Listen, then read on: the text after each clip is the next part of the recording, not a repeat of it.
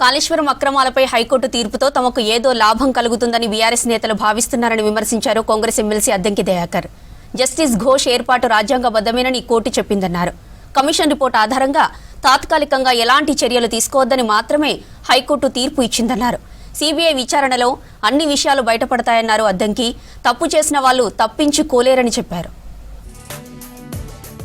Court తీర్పును చూసి మాకేదో మేలు జరిగిందని సంకలు గుద్దుకోవడం బంద్ చేస్తే మంచిది. బీఆర్ఎస్ మిత్రులు, ఘోష్ కమిషన్ ఏర్పాటు రాజ్యాంగబద్దమే అని కోర్టు చెప్పింది. తాత్కాలికంగా ఎలాంటి చర్యలు తీసుకోవద్దనే ఒక ఆర్డర్ ఉంది, అది interim order.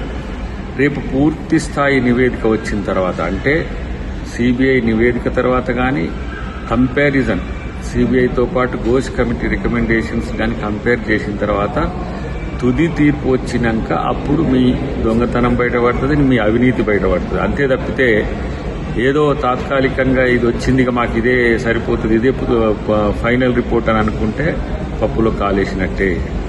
So Harish Rao చాలా ప్రయత్నం చేస్తుండ్రు ఢిల్లీలో ఏ విధంగా ఆ కోర్టు నుంచి బయటపడాలి, లేదంటే సిబిఐ దాని నుంచి బయటపడాలి, బీజేపీ నాయకులతో మంతనాలు, ఇవన్నీ కూడా సమాచారం ఉంది. కాబట్టి అవినీతి చేసి తప్పు చేసి తప్పించుకుంటామనే ఆలోచనను బంద్ చేయండి. ఎప్పటికైనా అది బయటపడేది. కాళేశ్వరం కూలింది వాస్తవమే.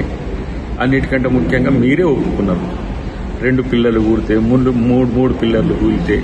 కాబట్టి ఆ కూలేటట్టుగా కట్టిందేందో, దాని వివరాలేందో, దాని టెక్నికల్ అవన్నీ కూడా ఎంక్వైరీలు తెలుస్తాయి.